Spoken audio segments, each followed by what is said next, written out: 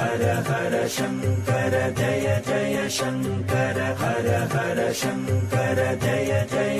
ஒருமுறை மகாபெரிவா நெரூர் சதாசிவ பிரம்மேந்திரர் அதிஷ்டானத்துக்கு தரிசனத்துக்காக போயிருந்தார். சதாசிவ பிரம்மேந்திரர் கிட்ட பெரியவாளுக்கு இருந்த பக்திக்கும் மரியாதைக்கும் எல்லையே கிடையாது.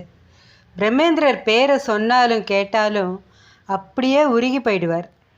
பெரியவா அதிஷ்டானத்துக்கு போனவர் அப்படியே ஜபம் பண்ண உட்காந்துட்டார். அதிஷ்டானங்களுக்குள்ளே போய் ஜபம் பண்ணுறதையோ சந்நியாச முறைப்படி வணங்கிறதையோ யாரும் பார்க்கக்கூடாதுங்கிறது ஸ்ரீமடத்து சம்பிரதாயம்.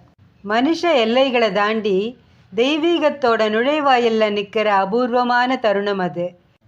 அதனால் அங்கே இருக்கக்கூடாதுன்னு அதிஷ்டான அன்பர்களும் பெரியவாளுக்கு கைங்கரியம் பண்ணுற தொண்டர்களும் கொஞ்சம் தள்ளி போய் நின்றுண்டா. இந்த கட்டுப்பாடு பக்தர்களோட நன்மைக்கு தான் கடைப்பிடிக்கப்படுறது. 100 வாட்ஸ் வெளிச்சத்தை பார்த்து பழகின கண்ணுக்கு 1,00,000 வாட்ஸ் மின்வொலியை தாங்க முடியாது. அதனால தான் இந்த சம்பிரதாயத்தை கொண்டு வந்தா. அந்த சமயம் பார்த்து வேக வேகமாக ராமசாமின்னு ஒரு அன்பர் ஓடி வந்தார். பெரியவாளை உடனே தரிசனம் பண்ணணும், பிரசாதம் வாங்கிட்டு உடனே புறப்படணும்னு தொண்டர்கள்கிட்ட சொன்னார். பெரியவா கதவை சாத்தின்ட்டு அதிஷ்டானத்துக்குள்ளே ஜபம் பண்ணிட்டு இருக்கா. இப்போ யாரும் அவளை தரிசிக்க முடியாது. தியானம் கலைஞ்சு பெரியவா தானாகவே வெளியில் வந்ததும் முதல்ல நீங்கள் தரிசனம் பண்ணுங்கோன்னா. வந்தவர் லேஸ்பட்டவர் இல்லை, ரொம்ப புத்திசாலி.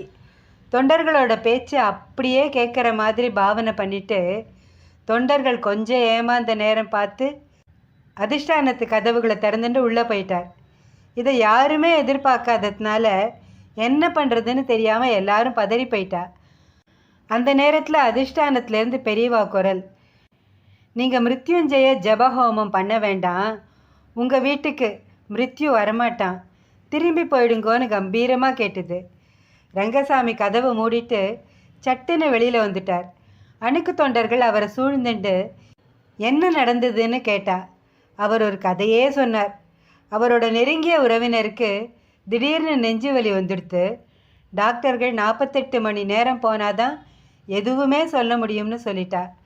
ஜோசியர் உடனே மிருத்யுஞ்சய ஹோமம் பண்ணுங்கோன்னார். உடனே போய் பெரியவா கிட்ட சொல்லி பிரசாதம் வாங்கிட்டு வந்தால் நல்லதுன்னு ஒருத்தர் சொன்னார்.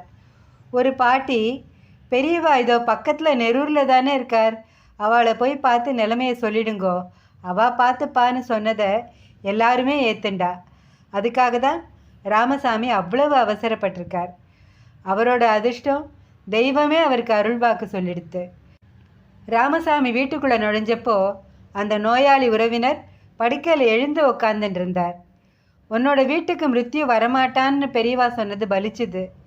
நாம் ஏதோ சில பாவ புண்ணியங்கள்லாம் பண்ணி இந்த உலகத்துக்கு வரோம். நம்ம பாவ புண்ணியத்துக்கு ஏற்ற மாதிரி விதிவசத்தால் நமக்கு ஒரு வாழ்க்கை அமையிறது.